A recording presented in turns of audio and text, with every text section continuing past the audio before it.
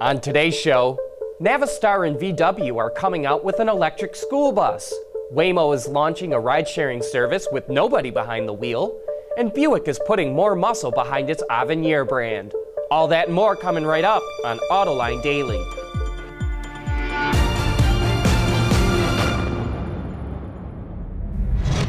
This is Autoline Daily, the show for enthusiasts of the automotive industry. Well, it seems like everything is getting electrified these days, and now we can add school buses to the list.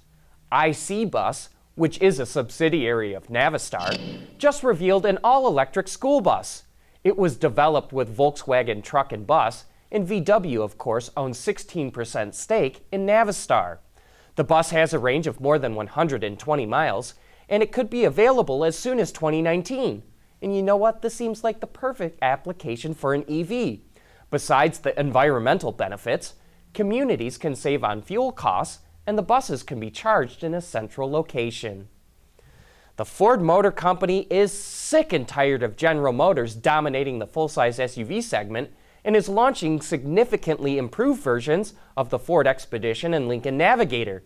But before those SUVs even reach the showrooms, GM is fighting back. It's offering $5,000 discounts on Cadillac Escalades to anyone who trades in a 1999 or newer Lincoln Navigator. GM can easily afford to offer such deep discounts. Analysts estimate that the profit margin on a top-of-the-line Escalade Platinum is about $35,000. In fact, GM earns about $2 billion in profit on its full-size SUVs. And if you'd like to learn a lot more of what that all-new Ford Expedition is all about, be sure to tune in to Autoline After Hours this Thursday. That show will be all about the Expedition. Renault is showing off cars that can avoid high-speed crashes, and that's coming up next. Autoline Daily is brought to you by Bridgestone Tires, your journey, our passion. Dow Automotive Systems, advanced materials that deliver better results. Lear, a global leader in automotive seating and electrical systems. And by Hyundai, better drives us. Just a week ago, the CEO of Waymo said autonomous cars are a lot closer to reality than most people think. But we didn't expect it to happen this soon. Reuters reports that Waymo is launching a ride-hailing service with no human behind the wheel.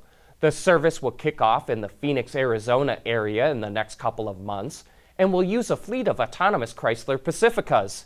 It will first be available to those already participating in the company's public trials that are currently underway. Initially, there will be a Waymo employee riding in the back seat, but eventually, passengers will travel alone. Speaking of autonomy, we've seen a lot of progress with self-driving cars recently, and now Renault is showing off autonomous technology that can avoid obstacles. While we've seen AVs from other companies avoid obstacles in slower-moving environments, as you can see, Renault's technology, called Cali, is able to do it at higher speeds. The company says its obstacle avoidance capability is just as good as professional test drivers.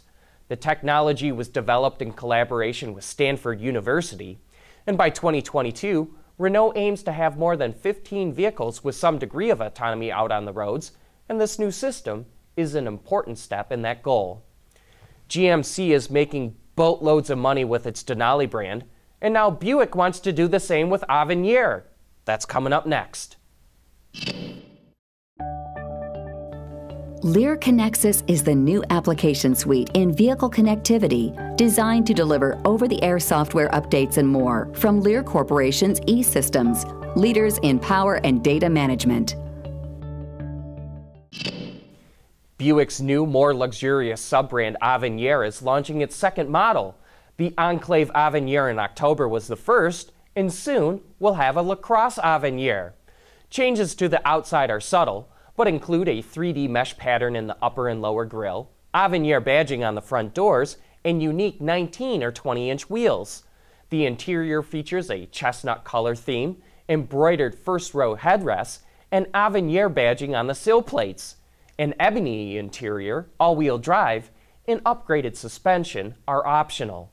The LaCrosse Avenir will arrive early next year. When we reported October sales the other day, we noted that Hyundai had one of the biggest declines of any automaker. Part of it has to do with a brand that is heavy with passenger cars. Another factor is that Hyundai started cutting back on fleet sales to daily rental companies because of disagreements over pricing. In October, Hyundai's fleet sales were down 23%, which put a big dent in its sales for the month. And it says it will continue to stay away from daily rentals for at least the time being. But it could get a small shot in the arm before the end of the year. Hyundai says the Kona CUV is scheduled to go on sale in the first quarter of 2018, but could arrive to dealerships before January 1st. That brings us to the end of today's report. Thank you for making Autoline Daily a part of your day. Don't miss Ward's Auto Conference on Artificial Intelligence, November 9 in Birmingham, Michigan. Learn how AI is disrupting the automotive industry. Meet Silicon Valley technologists from companies like IBM, Nuance, NVIDIA, and Continental. Learn more at wardsauto.com/AI.